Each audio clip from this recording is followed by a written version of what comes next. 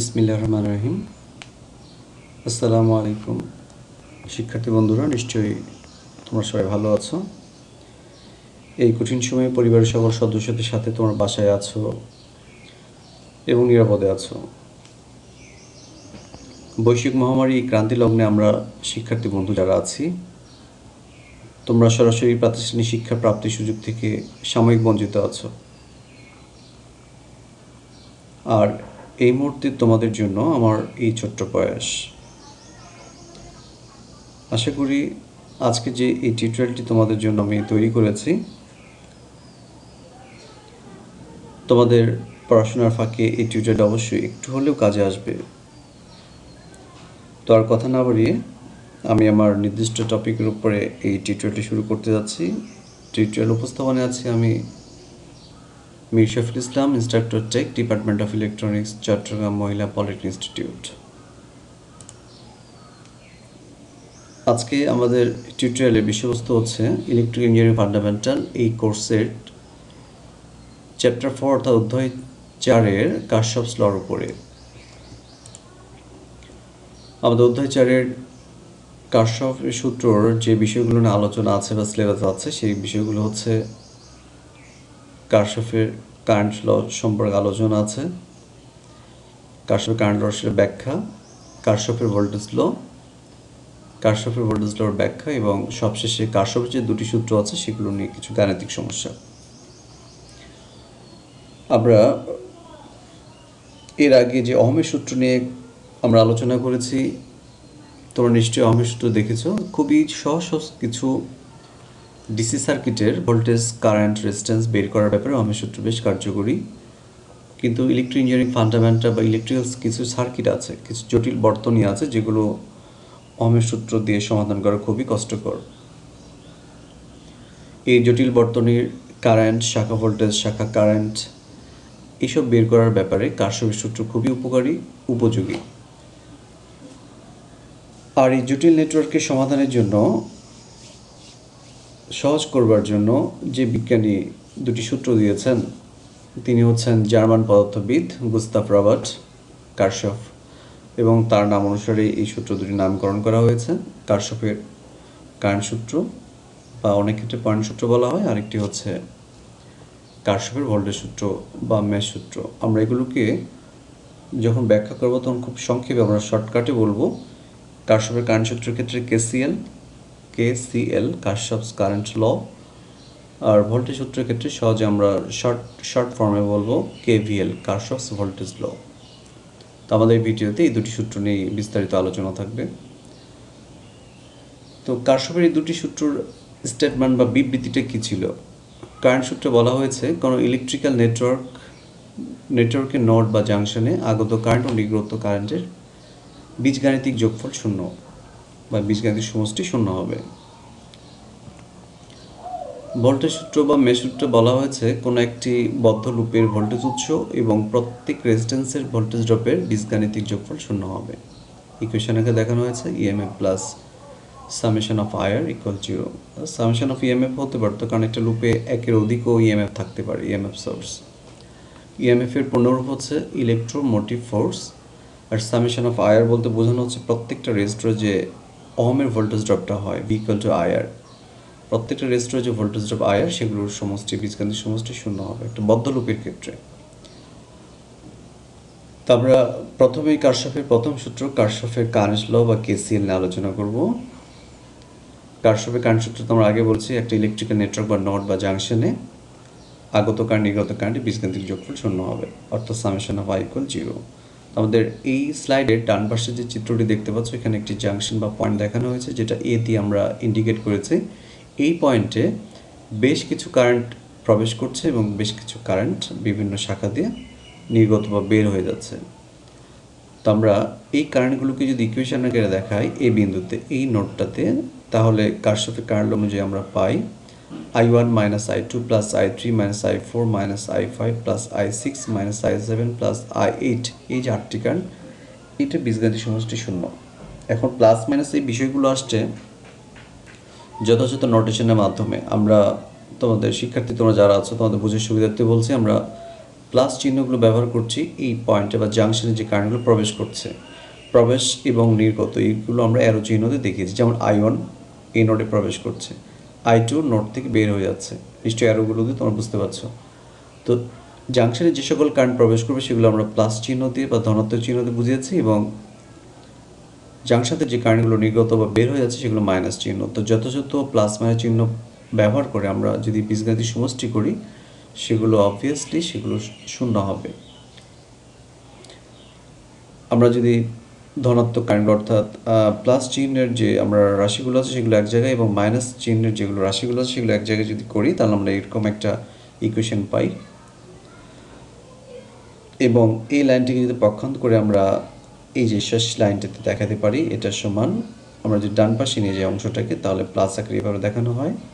তো I1 I3 I6 plus I8 এই junction ক্ষেত্রে এই কারেন্টগুলো হচ্ছে আমাদের আগত কারেন্ট, অ্যারো চিহ্নগুলো দেখলে বুঝতে পারবে। এবং যে কারেন্টগুলো বের হয়ে যাচ্ছে সেগুলো আমরা I2 I4 I5 I7 দিয়ে আমরা ইন্ডিকেট করেছি। এভাবেই আমরা কারশফের কারেন্ট লর ইকুয়েশনের মাধ্যমে দেখাতে পারি কোনো একটা জাংশনে বা নোডে আগত কারেন্ট এবং নির্গত কারেন্ট সমান হয়। এটির মূল কথা হচ্ছে, সামারিটা হচ্ছে এরকম যে কোনো নোডে বা কোনো জাংশনে কারেন্ট জমে রাখার কোনো ব্যবস্থা থাকে না, অর্থাৎ যে পরিমাণ কারেন্ট বিভিন্ন শাখাতে প্রবেশ করবে অনুরূপভাবে কোনো না কোনো শাখাতে সেই পরিমাণ কারেন্টই বের হয়ে যাবে বা নির্গত হবে। কারশফের কারেন্ট সূত্রের ব্যাখ্যায় আমরা একটা দুইটা চিত্র দেখতে পাচ্ছি। বাম পাশের চিত্রতে নোড দিয়ে বোঝানো হয়েছে, ডান পাশে একটি বদ্ধ লুপে দেখানো হয়েছে। কারশফের কারেন্ট ল নির্দিষ্ট নোড বা নির্দিষ্ট বদ্ধ লুপের ক্ষেত্রে প্রযোজ্য। আমরা এই নোডের বাম পাশের এই নোডটার জন্য আমরা ইকুয়েশন দেখতে পাচ্ছি I1 plus I3 plus I4 এগুলো হচ্ছে আগত কারেন্ট সমান I2 প্লাস I5 এগুলো হচ্ছে নির্গত কারেন্ট। এই যে আমাদের গ্রিন কালার এবং ব্লু কালার এই অ্যারো চিহ্নগুলোতে বোঝানো হয়েছে। অনুরূপভাবে ডান পাশে এই বদ্ধ লুপের ক্ষেত্রে দেখো আগত কারেন্ট এবং নির্গত কারেন্ট এভাবে ছবি থেকে বুঝতে পারছো সমান দেখানো হয়েছে। আমরা কারশফের কারেন্ট ল অনুযায়ী যদি আমরা এই নোটটা চিন্তা করি, এখানে 5টি কারেন্ট আমরা দেখিয়েছি, ইন্ডিকেট করেছি। 1 অ্যাম্পিয়ার কারেন্ট প্রবেশ করছে, 3 অ্যাম্পিয়ার কারেন্ট নোড থেকে বের হয়ে যাচ্ছে, 2 অ্যাম্পিয়ার কারেন্ট প্রবেশ করছে, 1 অ্যাম্পিয়ার কারেন্ট প্রবেশ করছে, এবং আরেকটি কারেন্ট নির্গত হচ্ছে সেটা আমরা I5 দিয়ে ইন্ডিকেট করেছি, এবং এটা হচ্ছে অজানা কারেন্ট। তো এই নোডের ক্ষেত্রে আমরা দেখতে পাচ্ছি 3টি কারেন্ট প্রবেশ করছে, গ্রিন কালার দিয়ে দেখানো হয়েছে, এবং 2টি কারেন্ট ব্লু কালার দিয়ে, যেটা স্কাই ব্লু, 2টি কারেন্ট বের হয়ে যাচ্ছে। তো তোমরা কারশফের কারেন্ট ল অনুযায়ী তো বলতেই পারো যে আগত কারেন্ট সমান নির্গত কারেন্ট, অর্থাৎ 1 ampere plus 2 ampere plus 1 ampere সমান 3 অ্যাম্পিয়ার প্লাস I5। এভাবে আমরা I5 এর মানটা বের করতে পারি। এই ছবি দিয়ে খুব সহজে বলা যাচ্ছে যে 2 ampere plus 1 ampere, 3 ampere plus 1 ampere, 4 ampere. আগত কারেন্ট হচ্ছে 4 অ্যাম্পিয়ার, নির্গত কারেন্ট হচ্ছে 3 অ্যাম্পিয়ার প্লাস I5। এখান থেকে আমরা I5 সমান 1 অ্যাম্পিয়ার বলতে পারি। এখানে আরেকটি বড় একটা সার্কিটে দেখানো হচ্ছে বিভিন্ন ব্রাঞ্চ বা শাখা দিয়ে যে যে কারেন্টগুলো যাচ্ছে সেগুলো আমরা ইন্ডিকেট করেছি। যেমন এই শাখাতে 2 অ্যাম্পিয়ার কারেন্ট যাচ্ছে, এই শাখাতে 1 অ্যাম্পিয়ার কারেন্ট, এই শাখাতে কী যাচ্ছে সেটা আমরা জানি না, কোয়েশ্চেন মার্ক দিয়ে রেখেছি। এই শাখাতে কী কারেন্ট যাচ্ছে সেটাও জানি না, সেটা কোয়েশ্চেন মার্ক দেওয়া আছে। এবং এই শাখাতে কারেন্ট যাচ্ছে 5 অ্যাম্পিয়ার, এবং এই শাখাতে কী কারেন্ট যাচ্ছে সেটাও আমরা জানি না, সেটা কোয়েশ্চেন মার্ক দেখানো হয়েছে। তো এই ক্ষেত্রে কোয়েশ্চেন মার্কগুলো অর্থাৎ এই শাখার কারেন্টগুলো আমরা সহজেই KCL ব্যবহার করে আমরা বলতে পারবো। তো আমরা এই চিত্রের ডান সাইড থেকে আমরা বলি, যদি পয়েন্ট সিতে KCL ব্যবহার করে দেখতে পাচ্ছ পয়েন্ট সিতে একটা কারেন্ট প্রবেশ করছে, সেটা হচ্ছে কোয়েশ্চেন মার্ক দিয়ে যেটা ইন্ডিকেট করেছি আমরা, এই পথ দিয়ে কারেন্ট প্রবেশ করছে সি পয়েন্টে, এবং সি পয়েন্টে 2টি কারেন্ট বের হয়ে যাচ্ছে, একটা হচ্ছে 1 অ্যাম্পিয়ার আর একটা হচ্ছে 2 অ্যাম্পিয়ার।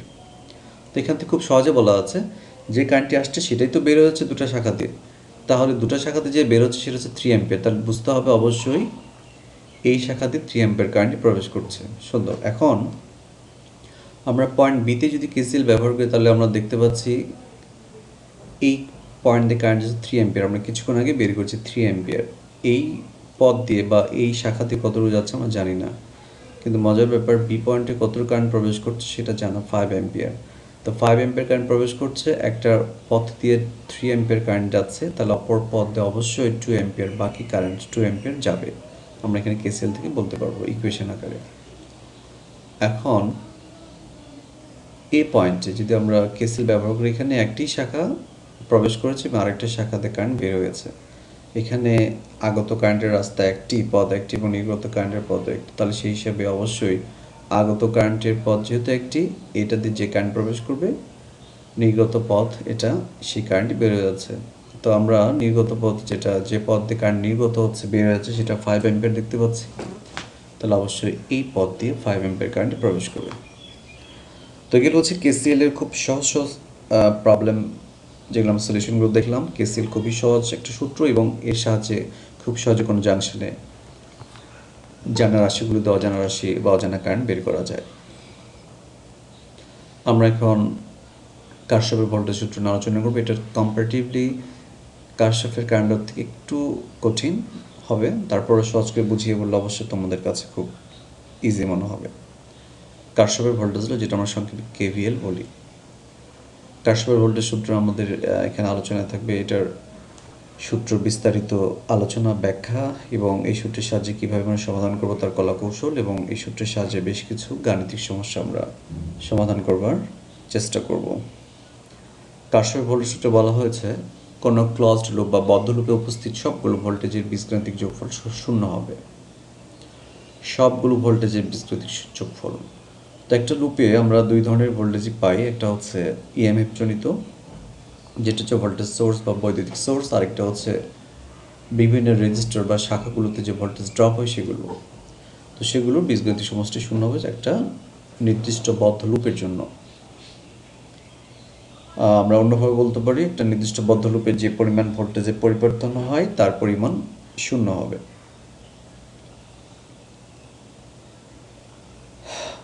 আমরা যেহেতু বলেছি বদ্ধ লুপে দুই ধরনের ভোল্টেজ সোর্স থাকে, একটা হচ্ছে ইএমএফ জনিত, আর একটা হচ্ছে আইআর ভোল্টেজ ড্রপ জনিত। আমরা ভোল্টেজ ড্রপগুলো বা ভোল্টেজ বিভব পতনগুলো দেখতে পাই। সামেশন অফ ইএমএফ এবং সামেশন অফ আইআর ইকুয়াল 0 হবে। তা আমরা ডান পাশের এই সার্কিটটাতে আমরা যদি কারশফের ভোল্টেজ সূত্র নিয়ে আলোচনা করি, ব্যাখ্যা করি, তাহলে আমরা প্রথমে লুপ নিয়ে একটু জানার চেষ্টা করব। এই সার্কিটে দেখো তোমাদের দৃষ্টিতে কয়টি লুপ মনে হচ্ছে, এখানে কয়টি লুপ আছে? হয়তো অনেকে চট করে বলবে যে 2টি লুপ, এখানে একটি আর এটা হচ্ছে একটা লুপ। না, এখানে 3টা লুপ আছে। এই যে একটা লুপ, এই একটা লুপ এবং সমগ্রটা নিয়ে আরেকটি লুপ, 3টি লুপ। 3টি লুপের যে কোনো লুপে তুমি কারশফের ভোল্টেজ সূত্র ব্যবহার করতে পারো। তবে হ্যাঁ, একটু বলে রাখি, লুপগুলোকে চিহ্নিত করতে হয়। ইংলিশ অ্যালফাবেট দিয়ে চিহ্নিত করতে পারো, ক খ গ ঘ বাংলা বর্ণমালা দিয়ে চিহ্নিত করতে পারো, আলিফ বা তাস যেটা মনে চায়। তবে আমি তোমাদের বলবো, অবশ্যই যেহেতু আমরা ইংলিশে এগুলো লিখেছি, সেক্ষেত্রে ইংলিশ লেটার, ক্যাপিটাল অথবা স্মল লেটার যে কোনো লেটার ব্যবহার করি এই লুপগুলোকে চিহ্নিত করতে পারো। তো আমরা যদি এই চিত্রটার এই সার্কিটের বাম পাশের লুপটা দেখি, তাহলে বাম পাশের লুপকে চিহ্নিত করলে আমার পয়েন্ট আছে কয়টা? 4টা, এ বি এফ জি। তাহলে আমরা এই লুপটাকে যদি বলি, তাহলে এই লুপকে বলার সময় যে কোনো পয়েন্ট থেকে শুরু করতে হবে। আমাদের মুভমেন্ট বা রোটেশনটা থাকবে ঘড়ির কাঁটার দিকে অথবা ঘড়ির কাঁটার বিপরীত দিকে। যদি আমি এ পয়েন্ট থেকে, পয়েন্ট এ থেকে যদি আমি লুপের হিসেব শুরু করি, তাহলে আমি ঘড়ির কাঁটার দিকেও করতে পারবো, ঘড়ির কাঁটার বিপরীত দিকেও করতে পারবো। যদি আমি বলি এই লুপটি হচ্ছে এ বি এফ জি এ, তাহলে আমার বুঝতে হবে যে আমরা ঘড়ির কাঁটার দিকে লুপটিকে ইন্ডিকেট করেছি। আর যদি আমি এটা বলতাম এ জি এফ বি এ, তাহলে এটা হবে ঘড়ির কাঁটার বিপরীত দিকে। তো যে কোনো দিকেই হিসেব করো না কেন, অবশ্যই কারশফের ভোল্টেজ সূত্রটি প্রযোজ্য হবে এবং সেটা প্রমাণিত হবে। তো আমরা ঘড়ি কাটার দিকে সবগুলো লুপ, এই স্লাইডে আমাদের ভিডিওতে যতগুলো প্রবলেম নিয়ে আমরা কথা বলেছি, সবগুলো লুপগুলো আমরা ঘড়ি কাটার দিকে হিসেব করেছি। তারপর তোমাদের মন চাইলে ঘড়ি কাটার বিপরীত দিকেও হিসেব করতে পারো, অ্যান্সার একই আসবে, ফলাফল একই হবে। ওকে, আমরা কথা না বাড়ি আমরা এই লুপটা নিয়ে একটু কথা বলি। এ বি এফ জি এ, এই লুপে যদি আমরা কেভিএল ব্যবহার করি, তাহলে প্রথমেই তবে একটু বলি রাখি, লুপ বলার সময় অবশ্যই যে পয়েন্টে শুরু করবে সেই পয়েন্টে আবার ফিরে আসতে হবে। দেখো, এ থেকে আমরা লুপটি শুরু করেছি, আবার এ থেকে শেষ। তো এই লুপে যদি আমরা কেভিএল ব্যবহার করি, তাহলে আমরা যেহেতু এ বি, এ থেকে শুরু করেছি এ বি, এই লুপটাতে আমরা ভোল্টেজ ড্রপটা দেখবো, তারপর বি থেকে এফ এ ভোল্টেজ ড্রপ দেখবো, এফ থেকে জিতে দেখবো, সবশেষে জি থেকে এতে দেখবো। প্রত্যেকটা শাখায় শাখায় ভোল্টেজ ড্রপ বা কোনো ইএমএফ আছে কিনা সেটা লক্ষ্য করতে হবে। আমরা এ থেকে বিতে, এই শাখা নিয়ে একটু কথা বলি। এতে একটি রেজিস্টর, এই এলিমেন্টটা আছে, এখানে একটা ভোল্টেজ ড্রপ হবে, কারণ এই দিকটার কারেন্ট যাচ্ছে I1। I1 কারেন্ট, তো I1 কারেন্ট যদি এই শাখাতে যায় তাহলে এখানে একটা ড্রপ হবে, সেটাও আমি সূত্র বলে দিয়েছে যে এই রেজিস্টার ভোল্টেজ ড্রপ কী হবে। তোমরা জানো এই রেজিস্টার ভোল্টেজ ড্রপ হবে I1 R1। বি থেকে এফ, এখানে আরেকটা এলিমেন্ট আছে রেজিস্টর, সেটা হচ্ছে R3 দিয়ে আমরা ইন্ডিকেট করেছি। এখানে ভোল্টেজ ড্রপ হবে I3 R3। এফ থেকে যদি জিতে আসি, এখানে কোনো ধরনের ভোল্টেজ ড্রপ বা ইএমএফ নেই, এখানে কোনো বিভব পতন নেই, সেই হিসেবে আমরা এটাকে অ্যাভয়েড করছি। এবার জি থেকে এতে আমরা আসবো। জি থেকে এতে আমরা দেখতে পাচ্ছি কোনো রেজিস্টিভ ড্রপ নেই, এখানে একটা ইএমএফ আছে ব্যাটারি সোর্স, সেটা E1 দিয়ে দেখিয়েছে আমরা, তাহলে এখানে আমরা E1 লিখব। এখন ঘটনা হচ্ছে আমরা প্রত্যেকটা ড্রপের আগে প্লাস না মাইনাস চিহ্ন দেবো, সেটা কীভাবে আমরা বুঝবো। এই উদাহরণে দেখিয়েছি আমরা যে আমরা যে পয়েন্ট থেকে শুরু করছি এবং যে পয়েন্টে গিয়ে শেষ হচ্ছে, যে পয়েন্টে শুরু করছি সেই পয়েন্টটি কোন চিহ্নে, সেটি চিহ্নটাই বসবে। তো যেহেতু তোমরা এ পয়েন্টে কোনো চিহ্ন দেওয়া নেই, বি পয়েন্টে কোনো চিহ্ন দেওয়া নেই, তাহলে আমরা কীভাবে বুঝবো যে এ পয়েন্ট প্লাস না মাইনাস। একটা পয়েন্ট প্লাস হবে না মাইনাস হবে, সেটা রেজিস্টিভ ড্রপের ক্ষেত্রে আমরা যেটা বুঝি কারেন্ট যেদিকে যাবে। আচ্ছা, আমরা একটু অন্যভাবেই বলি। আমরা যেহেতু জানি কারেন্ট সবসময় উচ্চ বিভব থেকে নিম্ন বিভবে যায়, তোমরা দেখতে পাচ্ছ কারেন্ট এ পয়েন্ট থেকে বি পয়েন্টে যাচ্ছে, তাহলে বলো এ পয়েন্ট উচ্চ বিভব না বি পয়েন্ট? অবশ্যই এ পয়েন্ট উচ্চ বিভব। তাহলে এ পয়েন্ট যদি উচ্চ বিভব হয় তাহলে আমি এ পয়েন্টে প্লাস চিহ্ন ব্যবহার করবো, আর বি পয়েন্ট যেহেতু নিম্ন বিভব মাইনাস। তো আমরা লুপ অনুযায়ী এ থেকে বিতে যাচ্ছি, অর্থাৎ প্লাস থেকে মাইনাস। শুরুতে আমরা প্লাস চিহ্ন পাচ্ছি বলে আমরা প্লাস দিয়েছি, দেখো এই যেখানে। তো শুরুতে প্লাস দিতে হয় না বলে আমরা এখানে প্লাসটা উজ্জ্ব রেখেছি। আমরা আরেকটা শাখা দেখলে আমরা আরেকটু ক্লিয়ার হব। বি থেকে এফ, দেখো কারেন্ট বি থেকে এফের দিকে যাচ্ছে, তাহলে বুঝতে হবে বির তুলনায় এফ নিম্ন বিভব, অর্থাৎ অন্যভাবে বলতে পারি এফের তুলনায় বি উচ্চ বিভব। বি যদি উচ্চ বিভব হয় তাহলে প্লাস চিহ্ন। এই শাখার জন্য কিন্তু বিটা নিম্ন বিভব ছিল, আমরা এখন আগেরটা কথা ভুলে যাই, এখন আমরা এই শাখা নিয়ে কথা বলি। কারেন্ট বি থেকে এফে যাচ্ছে, তাহলে বি উচ্চ বিভব, এফটা হচ্ছে নিম্ন বিভব, তাহলে বিতে প্লাস চিহ্ন, এফে মাইনাস। তো আমরা বি থেকে এফে যাচ্ছি লুপ অনুযায়ী, তাহলে আমরা শুরুতে প্লাস পাচ্ছি বিধায় I3 R3 এখানে প্লাস ব্যবহার হয়েছে, এই যে দেখো ইকুয়েশনে। এবার আমরা এফ থেকে জিতে কিছুই নেই, এটা নিয়ে আমরা কোনো কথা বলবো না। এবার আমরা জি থেকে এতে যাব। এখানে রেজিস্টিভ কোনো ড্রপ নেই, বাট একটা সোর্স আছে ব্যাটারি। ব্যাটারি প্লাস মাইনাস তোমরা নিশ্চয়ই জানো, ব্যাটারির ছোট এই যে হরিজেন্টাল যে লাইনটা আছে এটা মাইনাস, এবং যে বড় যে হরিজেন্টাল লাইনটা দেখতে পাচ্ছি এটা হচ্ছে প্লাস। তো আমরা জি থেকে এতে যাচ্ছি, তো জিতে আমরা শুরুতে কোন চিহ্নটা পাচ্ছি, প্লাস না মাইনাস? অবশ্যই মাইনাসের চিহ্নটা, মাইনাস পাচ্ছি, যার কারণে আমরা E1-এর আগে মাইনাস ব্যবহার করব। তো এইভাবে আমরা রেজিস্টিভ ড্রপ এবং ইএমএফ এর বীজগণিতিক সমষ্টি কেভিএল অনুযায়ী সমান সমান শূন্য দেখাবো। প্লাস মাইনাস ব্যাপারে অবশ্যই তোমরা সচেতন হবে, বারবার বলছি। কারেন্টের ডিরেকশন অনুযায়ী তোমরা প্লাস মাইনাসগুলোকে আগে চিহ্নিত করে নেবে বা মনে মনে ভেবে নেবে। তো আমরা এইভাবেই পক্ষান্তর করে E1 মাইনাস I1 R1 সমান I3 R3 পাচ্ছি।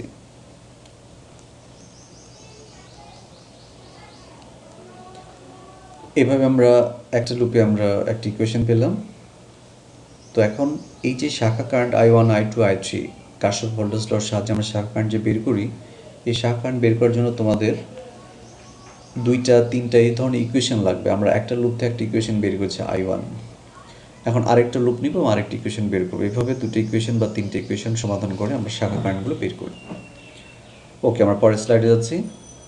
একই চিত্র, আমরা এখন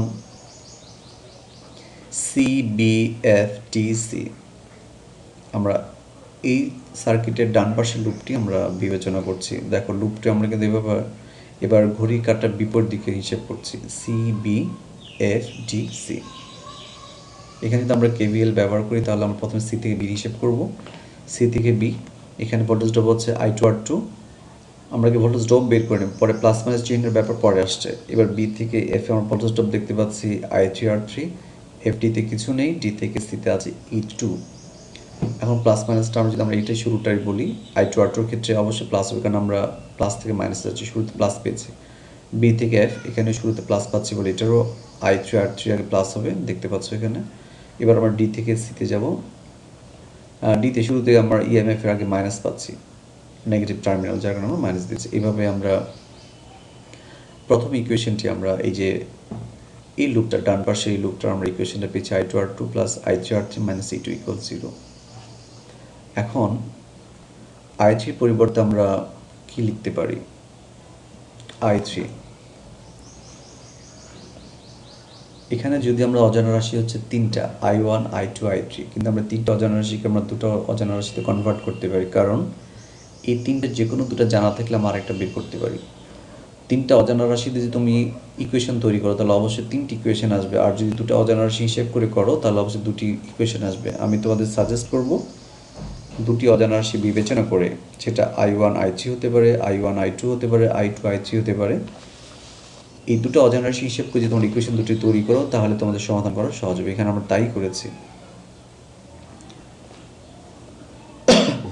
এভাবে আমরা দুটি ইকুয়েশন পাবো কেভিএল ব্যবহার করে নির্দিষ্ট লুপে, দুটি বা তিনটি, সেভাবে আমরা সমাধান করে অজানা শাখার কারেন্ট আমরা বের করতে পারি। আমরা এবার সরাসরি সমস্যা চলে যাচ্ছে। সমস্যা আমরা 1 নম্বর সমস্যা নিয়ে একটু কথা বলি। একটা সার্কিট দেখতে পাচ্ছ, এখানে সিঙ্গেল একটা লুপ, এখানে একটাই লুপ আছে। এই লুপটাতে আমরা একটা ইএমএফ দেখতে পাচ্ছি 18 ভোল্টের, একটা বৈদ্যুতিক সোর্স, একটা রেজিস্টিভ ড্রপ হয়েছে V1, যেটা V1 ইন্ডিকেট করেছে 6 ভোল্ট, V2 4 ভোল্ট, এবং আরেকটা রেজিস্টিভ এলিমেন্ট আছে, সেখানে আমরা ভোল্টেজটা V3 দিয়ে ইন্ডিকেট করেছে, বাট এটা কত ভোল্ট সেটা আমরা জানি না। তো আমরা যদি ঘড়ি কাটার দিকে হিসেব করি, আমরা পরের স্লাইডে দেখতে পাবো, ঘড়ি কাটার দিকে যদি আমরা লুপটি হিসেব করি, এবং লুপটির নাম দিয়েছি ABDEA। এই লুপটা যদি আমরা হিসেব করি একটা সিঙ্গেল লুপে, তাহলে আমরা A থেকে B তে যদি প্রথম হিসেব করি তাহলে প্রথমে মাইনাস পাচ্ছি আমরা, যার কারণে -E লিখবো। এরপরে B থেকে C তে যাব। একটু লক্ষ্য করো আমরা এখানে প্লাস মাইনাস ইন্ডিকেট করেছি। চাইলে তোমার পরীক্ষায় যখন এই প্রবলেমগুলো আসবে তোমার পরীক্ষা খাতাতেও প্লাস মাইনাস লিখতে পারো তোমাদের সুবিধাটা, অথবা মনে মনে ভাবতে পারো। আমরা B থেকে C তে যাব, এখানে দেখতে পাচ্ছি প্লাস V1 হবে, তাই না? শুরুতে প্লাস পাচ্ছি। এবার আমরা এই লুপটা দেখি, মানে এই শাখাটা C থেকে D, এখানে আমরা আগে প্লাস পাচ্ছি বলে প্লাস V2 লিখবো। D থেকে E কিছু নেই। এবার আমরা E থেকে A তে আসবো, E থেকে এতে আবার শুরুতে প্লাস পাচ্ছি, প্লাস V3 লিখবো। এবার এতে চলে এসেছে আমাদের শেষ, এ থেকে যাত্রা শুরু করে আবার এতে চলে এসেছে আমাদের লুপ শেষ। তো আমরা এইভাবে ইকুয়েশনটা পাচ্ছি। তো এই ইকুয়েশনগুলো যদি আমরা যথাযথ V1 V2 যেগুলো মানগুলো বসাই, ইর মান বসাই, তাহলে আমরা সবশেষে সমাধান করে ক্যালকুলেশন আমরা V3 মান পাবো, সেটা 8 ভোল্ট পাচ্ছি আমরা। খুবই সিম্পল একটা সার্কিট ছিল। এই সার্কিটটি একটু কম্পারেটিভলি আগের তুলনায় জটিল, একটু কঠিন হবে। তারপর আমরা একটু দেখি এখানে প্রশ্নে কী বলেছে। নিচের সার্কিটে একটি লুপ দেখানো হলো, এই লুপ হতে i1 এবং i2 এর মান বের করো। আসলে একটি লুপ না, এখানে দুইটি লুপ দেখানো হয়েছে। প্রশ্নে একটু ভুল আছে। প্রশ্ন আসলে এইভাবে আসবে না, প্রশ্ন আসবে যে নিম্নের এই সার্কিটে শাখা কারেন্ট বের করো। শাখা কারেন্ট, এখানে শাখা কয়টা? আসলে লুপ দুইটা, সব মিলে পুরোটা মিলে আরেকটা, তিনটা লুপ। যদি শাখা কারেন্টের কথা বলি কয়টা কারেন্ট তোমরা বলতে পারবে? এখানে শাখা কারেন্ট হচ্ছে তিনটা, কারণ এই যে এটা মিলে একটা শাখা, এই যেটা একটা শাখা, এবং এটা মিলে আরেকটা শাখা। যদি শাখা কারেন্ট বের করতে বলে তাহলে তিনটা কারেন্টই বের করতে হবে। i1 এই শাখার কারেন্ট, এই শাখার i2, এই শাখাটা i3 দিয়ে ইন্ডিকেট করে এই শাখার কারেন্টটা বের করতে হবে। যদি আমাদের প্রশ্নে দুটি কারেন্ট বের করতে বলেছে, i1 এবং i2। ওকে, আমরা একটু লুপগুলো তৈরি করে লুপ অনুযায়ী আমরা ইকুয়েশন বানাবো, এবং সেভাবে i1 i2 ইকুয়েশন থেকে আমরা i1 i2টা বের করে দেবো। একটু দেখো, আমাদের প্রশ্নে কিন্তু কোনো লুপের ইন্ডিকেট করা নেই, যার কারণে তোমরা সার্কিটে এঁকে অবশ্যই লুপগুলো তোমরা তোমাদের পছন্দ মতো যে কোনো পয়েন্ট থেকে BCD দেবে, লুপগুলো ইন্ডিকেট করবে। তো আমরা এই পয়েন্ট থেকে ABCD এভাবে শুরু করেছি। আমরা যদি ABCFA, এই যে এই প্রথম লুপটাতে যদি আমরা KVL প্রয়োগ করি তাহলে আমরা এই ধরনের একটা ইকুয়েশন পাবো, 6i1 - 4i2 = 6। প্লাস হবে না মাইনাস হবে সেই কথাগুলো আর না বাড়িয়ে বলি, কারণ এগুলো আমরা আগের আলোচনায় বা ব্যাখ্যা আমি বলেছি। KVL এর কোনো লুপে কীভাবে ভোল্টেজ ড্রপের আগে প্লাস বা মাইনাস হবে। তো ওকে, আমরা বাম পাশের এই লুপে KVL ব্যবহার করে আমরা এরকম একটা ইকুয়েশন পেয়েছি। 1 নম্বর ইকুয়েশন 6i1 - 4i2 = 6। ওকে, এবার আমরা 2 নম্বর লুপ দেখব পরের স্লাইডে। সেটা হচ্ছে CDEFC। এই যে CDEFC, এখানে যদি KVL ব্যবহার করি আমরা তাহলে আরেকটি ইকুয়েশন পাবো, 7i2 - 4i1 = 0। আমাদের 1 নম্বর ইকুয়েশনে ছিল 6i1 - 4i2 = 6। দেখো এই ইকুয়েশনে দুইটি অজানা রাশি i1 এবং i2 1 নম্বর ইকুয়েশনে। অনুরূপভাবে 2 নম্বর ইকুয়েশনে i2 এবং i1 এর দুটি অজানা রাশির ইকুয়েশন পেয়েছি। তো অজানা রাশি বা ভেরিয়েবল যদি দুটো হয় তাহলে তার জন্য ইকুয়েশন লাগবে দুইটি। যদি অজানা রাশি তিনটি হয়, অর্থাৎ আননোন ভেরিয়েবল যদি হয় তিনটা, তাহলে তার জন্য ইকুয়েশন লাগবে তিনটি। আননোন ভেরিয়েবল যদি হয় 4টি, তাহলে তার জন্য ইকুয়েশন থাকবে 4টি। তো এখানে আমাদের আননোন ভেরিয়েবল হচ্ছে 2টি, যার কারণে আমাদের 2টি ইকুয়েশন দিই, খুব সহজেই সমাধান করতে পারবো। আর এগুলো সমাধান কীভাবে করতে হয় এখানে আলোচনা করাটা আসলে বোকামি হবে, কারণ তোমাদের অপমান করা হবে, কারণ এই ধরনের ইকুয়েশন সমাধান তোমরা অনেক আগে থেকে জেনেছো ক্লাস 5, 6 এগুলোতে। তোমাদের মনে পড়ে কিনা ম্যাথমেটিক্সে এই ধরনের সমাধান ছিল, যেমন 2x - 3y = 7, x + y = -2, এই ধরনের ইকুয়েশনে তোমরা x y এর সমাধান বের করেছো। অনুরূপভাবে এখানে x y এর পরিবর্তে i1 i2 ব্যবহার করা হচ্ছে। আমরা দুটো সমীকরণ যদি সমাধান করি, অবশ্যই i1 i2 এর মান আমরা এভাবেই পাবো, 0.9 অ্যাম্পিয়ার এবং 0.4 অ্যাম্পিয়ার। এভাবে যদি i1 i2 এর মান বের করতে পারো, তাহলেই তোমাদের প্রশ্নের এই সমাধানটি হয়ে গেল। আমরা হোমওয়ার্ক হিসেবে একটা সার্কিট দিয়েছি তোমাদের এখানে ওই ধরনের, বাট এখানে দেখো মাঝখানের এই শাখায় একটা কারেন্ট সোর্স দেওয়া আছে। এইগুলো হচ্ছে ভোল্টেজ সোর্স, এখানে হচ্ছে কারেন্ট সোর্স, তার সিম্বল হচ্ছে এরকম অ্যারো চিহ্ন দিয়ে, একটা সার্কেলের ভিতরে অ্যারো চিহ্ন দেওয়া থাকবে, আর সার্কেলের ভিতরে প্লাস মাইনাস দেওয়া থাকলে বুঝতে হবে ভোল্টেজ সোর্স। তো এই ইকুয়েশনের মাধ্যমে মানে সার্কিটে তোমরা i1 i2 বের করবে, চেষ্টা করবে এই লেকচার বা এই ভিডিও টিউটোরিয়ালসের সাহায্য নিয়ে এগুলো এই প্রবলেমটি সমাধান করতে পারো কিনা। আর একটু হোমওয়ার্ক আছে, আরেকটি সার্কিট, এটা কিছুটা তোমাদের বই এই ধরনের প্রবলেম দেখতে পাবে, এবং কারিগরি শিক্ষা বোর্ডের যে বোর্ড ফাইনাল পরীক্ষা সাধারণত এই ধরনের ছোটো ছোটো সার্কিটগুলো দেয়। এবং একটু বলে রাখি, তোমাদের এই ভিডিওটি বা এই চ্যাপ্টারের প্রতি গুরুত্ব আরোপ করবার জন্য আমাদের ফাইনাল পরীক্ষায়, বোর্ড ফাইনাল পরীক্ষায় সাধারণত চ্যাপ্টার 4 থেকে একটা না একটা ম্যাথমেটিক্যাল প্রবলেম দেয়, চ্যাপ্টার 5 থেকেও দেয়। সেই চ্যাপ্টার 5-এ আমি এই কথাটা বলেছি টিউটোরিয়ালসে, যার কারণে অবশ্যই তোমরা শিক্ষার্থী যারা আছো অবশ্যই চ্যাপ্টার 4-কে খুব গুরুত্ব সহকারে নেবে এবং এই ম্যাথমেটিক্যাল প্রবলেমগুলো বাসায় বেশি বেশি চর্চা করবে। তো এই হোমওয়ার্কগুলো নিজেরা ট্রাই করার চেষ্টা করো, i1 i2 মান i3 মান বের করো। যদি কোনো প্রবলেম হয়, সমস্যা হয়, সমাধানে যদি না করতে পারো, অবশ্যই এই ভিডিওর কমেন্টস তোমরা সেটি জানাবে, আমি পরবর্তীতে তোমাদের প্রশ্নের উত্তর দেওয়ার চেষ্টা করব। তো সবাইকে ধন্যবাদ, তোমরা সবাই ভালো থাকো, সুস্থ থাকো, এবং এই ক্রান্তিকাল, এই কঠিন দুর্যোগ মুহূর্তে বাসায় সময় নষ্ট না করে এই ভিডিওগুলো বারবার দেখো, বারবার বুঝবার চেষ্টা করো, তাহলে তোমার প্রাতিষ্ঠানিক শিক্ষার যে ঘাটতিটি ছিল, যে অভাব বোধ করছিলে, সেটা কিছুটা হলো লাঘব হবে। তোমরা সবাই ভালো থাকো, সুস্থ থাকো, সবার সর্বাঙ্গীন মঙ্গল কামনায় শেষ করছি।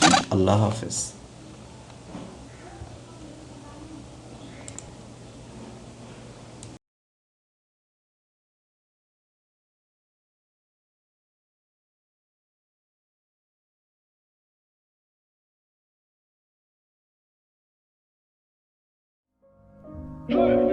Raindrops.